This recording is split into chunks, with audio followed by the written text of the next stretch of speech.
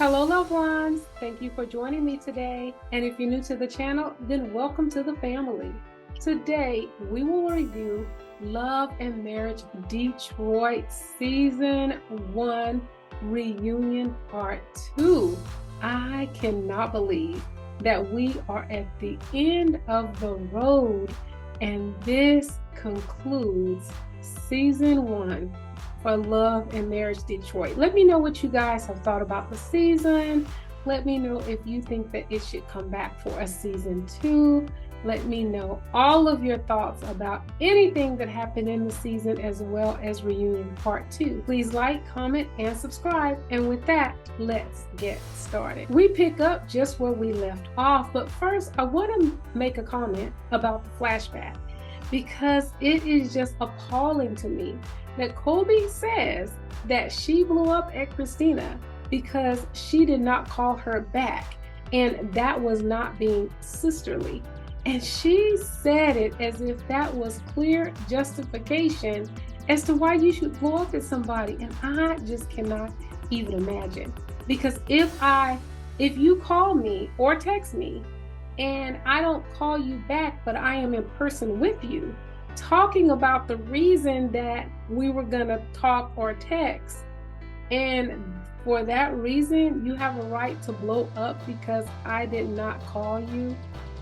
Oh my God, make it make sense. I mean, that is really, really appalling to me.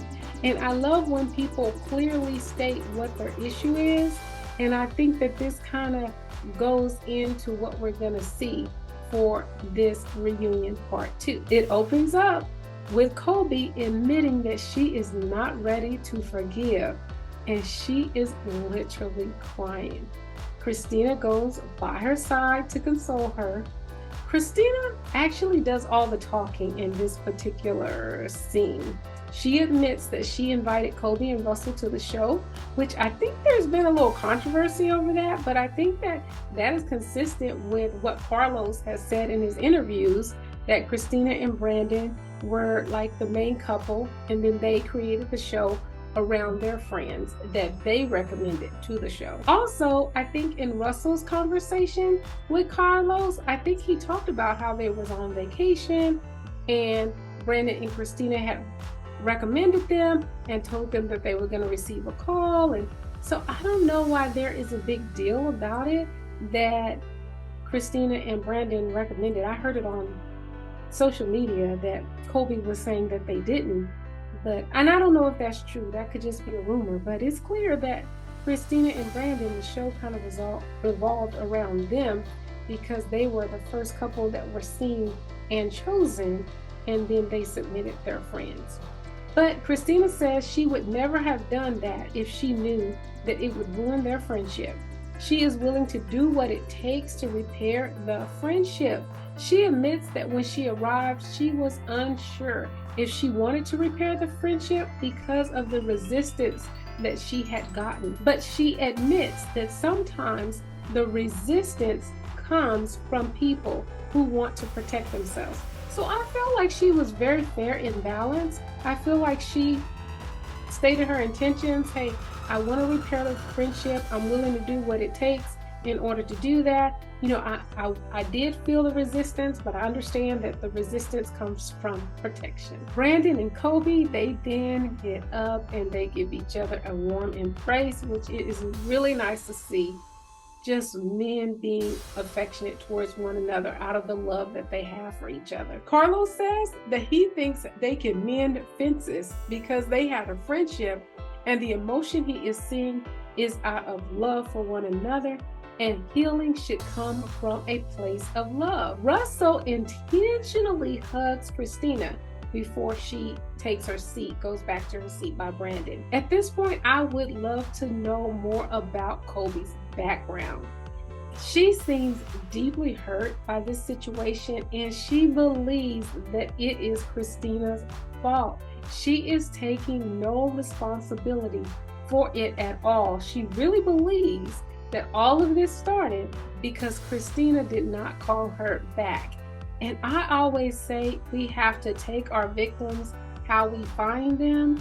And what I mean by that is we don't know what life circumstances has been for other people. So we don't know when our interaction with them is going to cause them to be a victim or cause some emotions or deep emotions within someone else, which I think is happening with Kolby. Because I mean, personally, I don't think it's that deep. I'm like, the girl didn't call you back. I don't think that that's her fault. I understand that her husband called you a Kolby cat, but in the scheme of things, I don't think that that's really that big of a deal.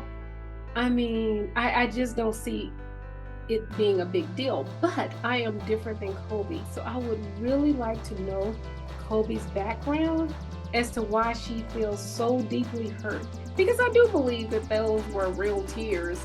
And I do believe she believes that this is all Kristina's fault. When I feel like this is your fault, Kolby, if you hadn't have blowed up at Kristina, called her all kind of names, then I feel like it wouldn't even have got to this point. You know, I feel like Branden, if you guys were having a civil conversation, Branden may or may not have chimed in. I think that Branden chimed in because of where his relationship was with Kristina, and that had nothing to do with Kolby.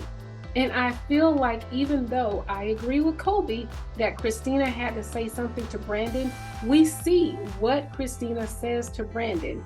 And she says that there are some similarities of the things of the Harper Ray and then the Sip and See, but she does say in that conversation, she does not want to assume, she's not going to approach Kolby, you know, it's not that big of a deal, that kind of thing. She said it twice. She actually said it to Branden and she said it to one of her friends. But I think even in that, she didn't say it in a malicious, mean way. And I feel like she said it with a lot of compassion. So I don't know. I would really love to know Kolby's background and to understand why this situation has deeply hurt her, where she is not willing or ready to forgive. And I don't know, I feel like it's been almost like a year. They taped this in July of last year, I think. And, you know, it's been a whole year and they still haven't talked, as we see on social media. And somewhere Kolby said that Kristina was not her friend. And I'm really sad about this whole thing. I am really sad that their friendship has been ruined, because I actually do believe that they had a friendship, Kolby and Kristina and Branden and Russell. I don't think that Anthony and Latoya had a friendship with anybody. Now, what I do have a problem with is Carlos saying this show was created out of organic friendships. The show was birthed from their history. Maybe Carlos didn't realize that most of the relationships were surface. Like I said, I believe that Kolby, Branden, Kristina, and Russell had a 3-year friendship where they all got together within the 3 years, where Kristina, and I don't think it was a lot. I actually don't think it was all the time. I think that, but I do think that they were friends. They were building a friendship in some way, went out a couple of times as couples. And I believe that Branden and Russell were really good friends in terms of, I don't know if I could say really good, because Russell used to be Branden's supervisor. So, you know, that's a supervisor relationship where you interact with them every day. I don't know what kind of business that was, so that may kind of be different. But you do become friends with your supervisors or with your coworkers. And, you know, depending on how frequently you kind of meet outside the job, would I consider that to be like a friendship. So I don't know, but I don't think Latoya and Anthony, they first met Russell and Kolby at the picnic. They had not hung out with them before. Latoya has seen Kristina in the community, and Branden and Anthony, they've known each other for 20 years because they lived in the same area. They might have bumped into each other at different events, but I don't consider that a friendship. So I would disagree with Carlos that it was from an organic friendship. And I think that if it was, then the relationships wouldn't have crumbled so fast. We then see Branden and Anthony's package. Branden starts by naming the people who are stars who came through Star Factory. And of course, Anthony has to do a dig. Well, they must have paid their $5. No, you said he didn't have any stars. He's now naming some prominent people who came from Star Factory who has made a life for themselves. Anthony is upset because Branden said he does not know what he does. Carlos asked Anthony if he is really touched $1 million, and he says yes, and he again says that Branden knows it. But I mean, really? Like, do we really know the bank account of our friends? Like, how is Branden gonna know that you have $1 million? And he is really upset about Branden saying that he doesn't know what Anthony does. But I've sat here and I've watched a whole season. I've watched every episode and I still don't know what Anthony does. So I don't know. Maybe it's difficult to explain. I know you had a photo shoot, but I'm not really sure what for or how does that work. He started the men movement, but that is definitely like a side hustle on the side that you just started. So for his main work, I know he went to Atlanta to work for Marvel Disney. So my thought is that maybe he works for a company and that company brings in name stars and stuff that he's able to deal with because of the company. And maybe he can't really tell us exactly what he does because of that. And the reason why I'm saying that is because on Love and Marriage DC, the husband, Irene's husband, I don't remember his name, but he was on a job, and I think he was a police officer, but he had to be very vague about what he did because he really couldn't say what he does on television. So I'm thinking that maybe Anthony works for a company and he's an employee, and that's why he really can't say what he does or who he works for, and that's why we're having a difficult time understanding what he does. And he acts like he deals with these big stars, and I'm just assuming because I cannot figure out what Anthony does. But if Anthony does work as an employee with a company, so I know he doesn't work for Disney Marvel, but he used to. So I'm just going to use that. If he worked for Disney Marvel and he is able to interact with these big name stars, I'm not impressed by that, because when you call them, they're not coming because of you, Anthony, your company. They're coming because you work for a Fortune 500 company and they know the name Disney, and that's why you get to interact with them and see them. Not that it's still not a good deal that you do, but I feel like he is acting like he's built a company. I think it would be harder for Star Factory to get a star to come there than it would be some Fortune 500 company like Disney or some other well-known company to get a star to come. So I don't know. He acts like he's all big and bad, but if you work for a Fortune 500 company, I'm not as impressed. That doesn't mean they don't pay you well, you're not financially stable, but I'm not as impressed as I would be for Branden, who is in business for himself, and it's going to take him a little more effort to generate income than it would be for an employee of a big company. So I don't know. Latoya said in the Black community, it's looked down to have generational wealth, which was a response from Branden saying that Anthony may be a trust fund baby. And I do agree with that. I wish I was a trust fund baby. I would be glad not to have to work so hard, but I do see in our community it is looked down on. And that is just like we see that on the Real Housewives of Atlanta.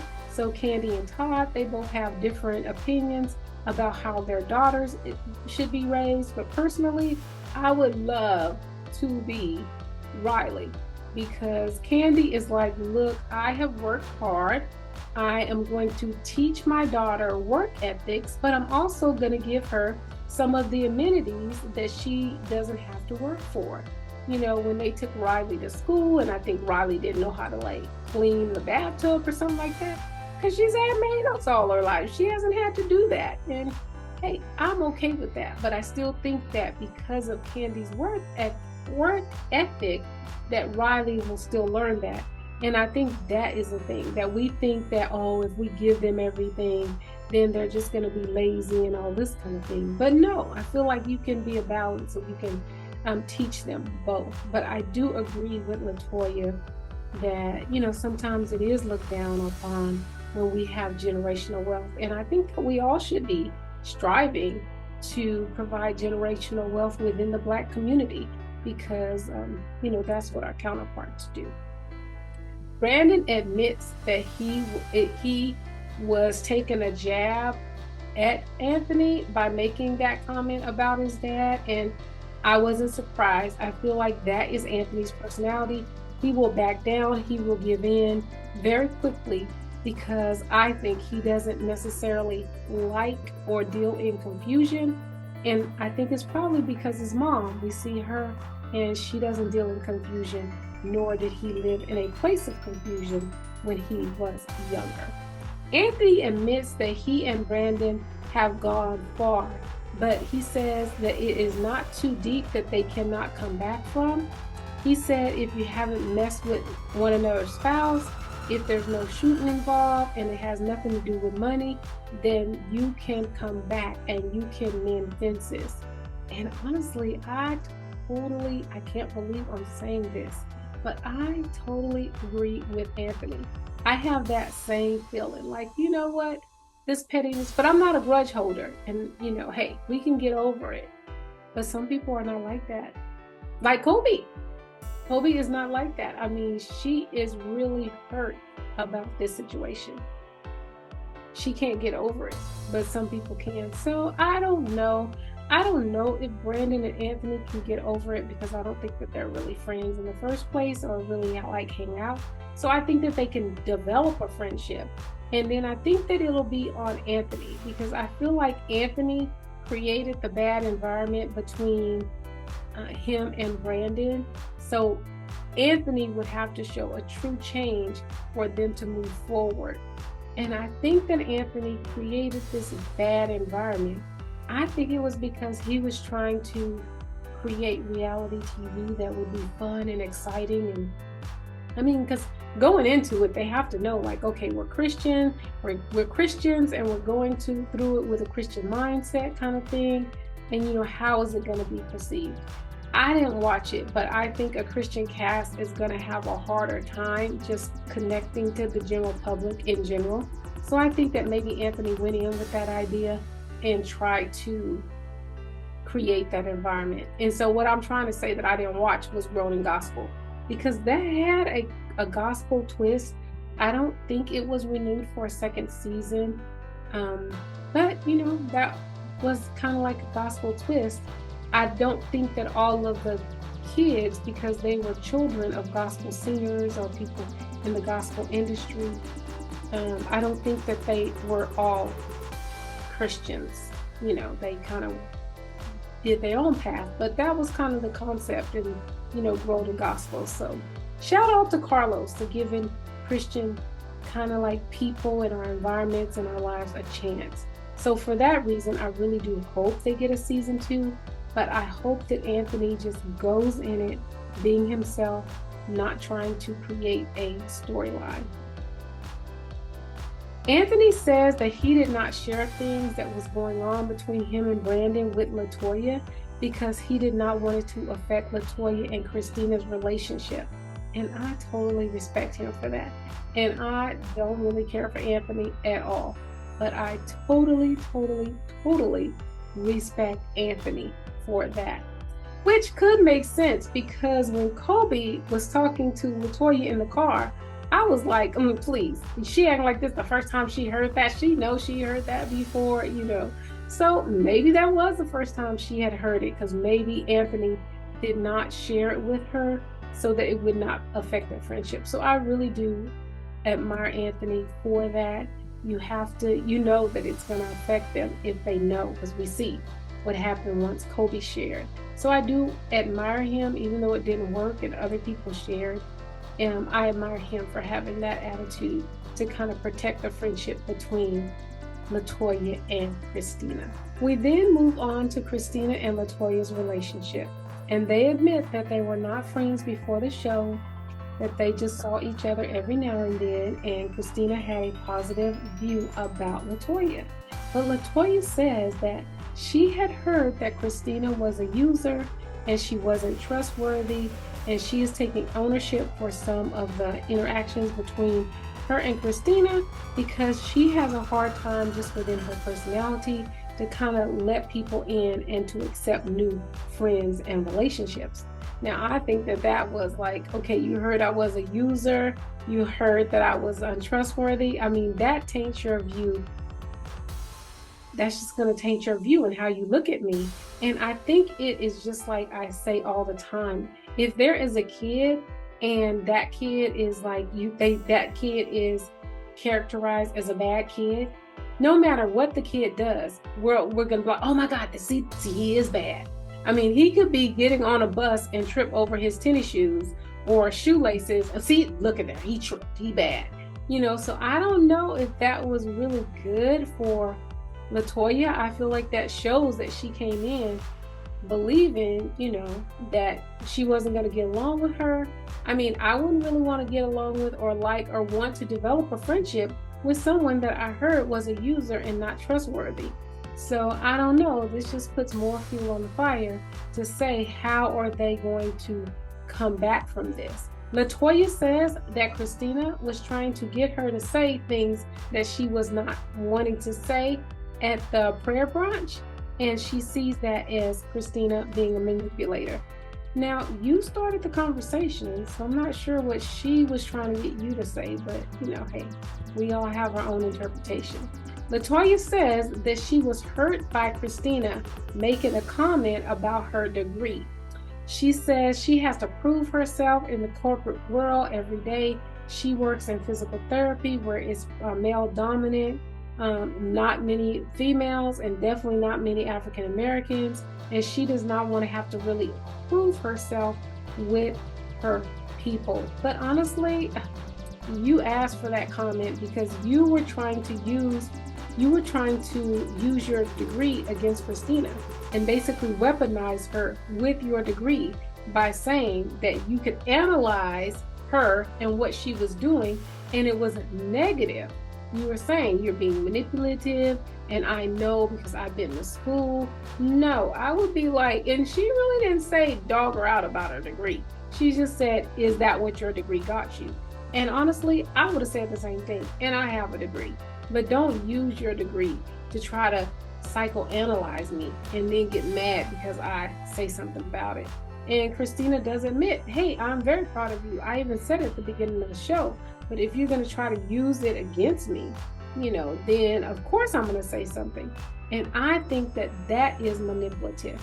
Although Latoya and Kolby call Kristina manipulative, see, I think that is manipulative. You know exactly why she said it. And you attacked her with your degree. So now you don't want her to say anything about your degree? See, I think that that is being manipulative. And we know that in the African American community, we don't have many doctors, so we do see that as a prestigious degree. But for you to manipulate it like that, like, okay, she was, saying negative things, trying to discredit my degree. No, she was standing up for her own credit, her own character, because you used your degree against her. And to me, that is manipulative. So, I don't know. I feel like they're trying to twist it. Carlos points out that there has not been a direct issue between Kristina and Latoya, and since a real issue doesn't exist, then he feels that they can kind of repair that relationship. But I don't know, because Latoya revealed that somebody told her that Kristina is not trustworthy and she's a user, and that's a big deal to me. That's a big deal. Yeah, I've had situations like that, and you just always have that in the back of your mind, and you always like, okay, is the person using me? Can I believe what they say? It's actually not really a positive relationship with that. So we now move on to the publicists, and Anthony and Branden continue to stand their ground, and Branden says he did not say anything and about Brittany, and Anthony says that he did. And I am just going to leave that there because we could beat that dead horse to death, but it is over. Like, they are at a stalemate. They both say, they both stand by what they say. I actually believe Branden only because he said that he did not say anything negative about Brittany because he does not feel that way about Brittany. And I don't know, for that, I believe him. In the clip with Kristina, Brittany made it clear to Kristina that Anthony said that they don't rock with you, and she emphasized Kristina and Branden. And then at dinner on the phone, she said that Branden does not rock with you. And so, it's a small difference, but it's a difference. And if you're just telling the story how it happened, then you're going to be consistent every time you say it. So I understand it's a small difference, but it is a difference. Brittany says on camera that Anthony said he wants the world to know that Branden is a liar, but she changed the conversation on the phone when Anthony was listening in. She changed it.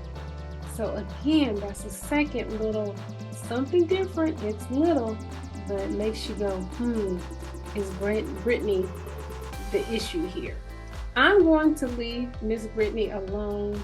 There may be even more to the story, which I could see because during the taping, the morning after, Bravo and his wife, in their conversation, they were saying they weren't clear. So we knew even from that interaction between Bravo and his wife, Latoya, and also between Kolby and Russell the day after, how they were talking about it, they were unclear. And they literally sat there and heard the whole conversation. So, I don't know. I feel like they should just table the conversation, move on. They beat it to death. We see that Brittany may have some inconsistencies in what she says, but since she is not a cast member on the show, I'm going to leave Brittany alone, and we are going to move on to the next subject, which was the man's movement. And it's about men learning to be men, husbands and fathers, businessmen, and they want men to know that they have a voice, and they want them to be celebrated. And I love all of that. I think all of those are great causes. Anthony says that the movement filters through many organizations where leaders in the community come together at the men's movement to discuss maybe pertinent issues that affect all of them.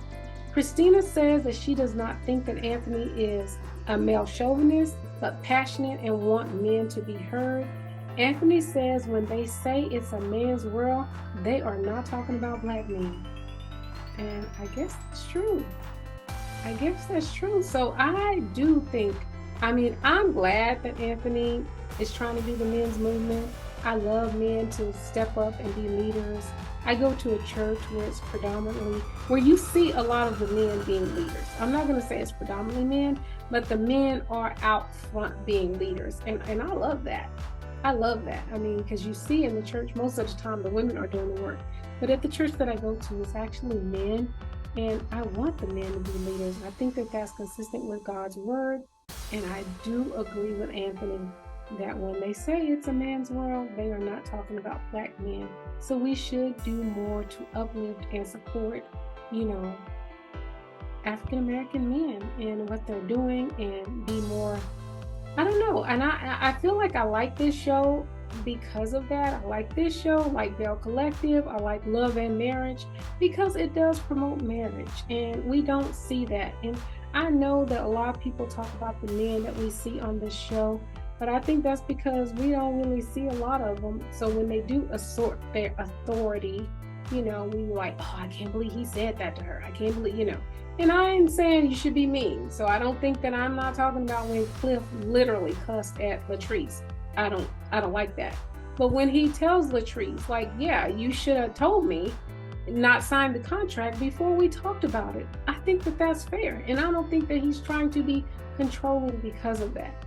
But, even in my own marriage, sometimes it's just hard to just hear sometimes, when they are telling us something, and possibly just it's a voice we are not used to, and possibly the tone and how they say things. So, but I do believe that men should lead. And I'm glad that he is trying to promote that with the men's movement. We then move to Kolby and Russell's package. And Kolby indicates that Russell is still learning to make decisions with a partner. Even though it's been 3 years, he's still trying to learn to make decisions with a partner. And talked about how he was prior to getting married, and they have changed because both of them were out clubbing and living a different life than they are now. So that's very interesting to see that in the 3 years they've made a really big change, and they both seem like they are dedicated and trying to live for Christ. So I like that. Russell slowed down because he was a principal and he was seeing his kids' parents in the club. I feel like, hey, whatever it takes, God is going to work in so many ways to get you to be where he needs you to be. So I'm like, that's cool. If that was the reason why he slowed down, I am good with it. Kolby says she could do better about checking in with Russell because, like most men, he does not have an outlet. And I know Carlos looked down at that, like she was trying to take more control of the situation, more ownership of the situation, and he felt like it should be Russell. But I understand. I feel like men don't talk as much as we do. So, I mean, like, hey, I'll ask my husband, hey, how was your day? Fine. Now, mind you, he asked me how my day is, and I'll just say fine too. But I could talk more, but because he doesn't, I don't. So I do think that maybe they need more of an outlet, and maybe we could check in with them a little more.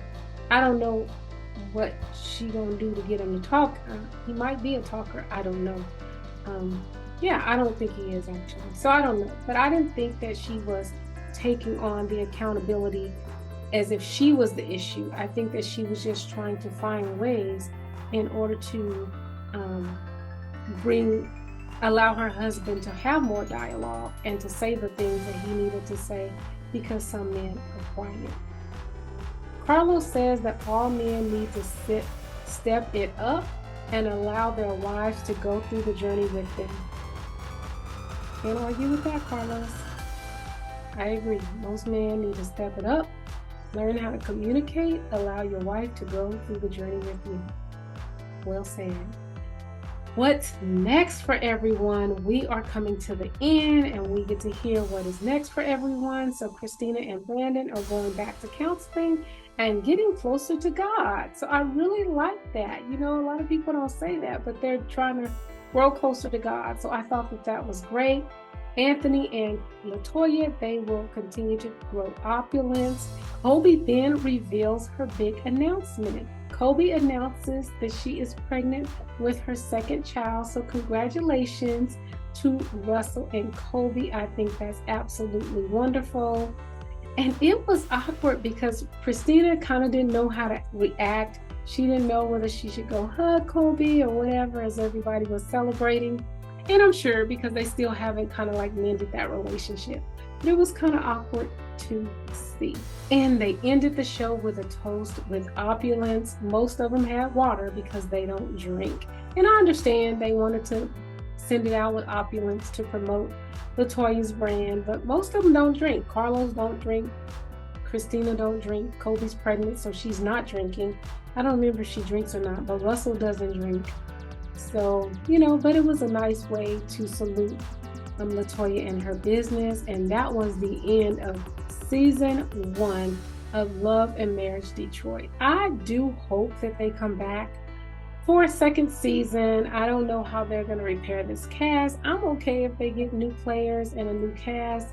I'm okay if Kolby and Russell don't come back. I understand they're having a baby, but hey, we don't really get to see a lot of that anyway. And so Anthony and Russell, I wasn't really impressed with them. So I would love to see Bravo and his wife doing their thing in the businesses that they own. So we will see. I mean, even if all 6 of them come back, I'm okay with that too. I just watch reality TV shows. I watch them for what's on them. So if they come back or if they don't, I'm okay with either one. But I do hope that the show comes back for a season 2 and that they have individuals who are pursuing their relationship with the Lord. Because I like to see that, and we have regular lives too. And I guess I would like to see how they mend their friendships, or if they can mend their friendships. But if they do, I hope that it's not forced.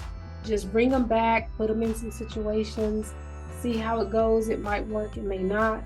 And then show us their lives separate in terms of what they're doing in their business, what they're doing in their families, that type of thing. I would love to see. So let me know what you think as we conclude season 1 of Love and Marriage Detroit. So let me know what you think in the comment section. Please like, comment, and subscribe. And remember, live with intention.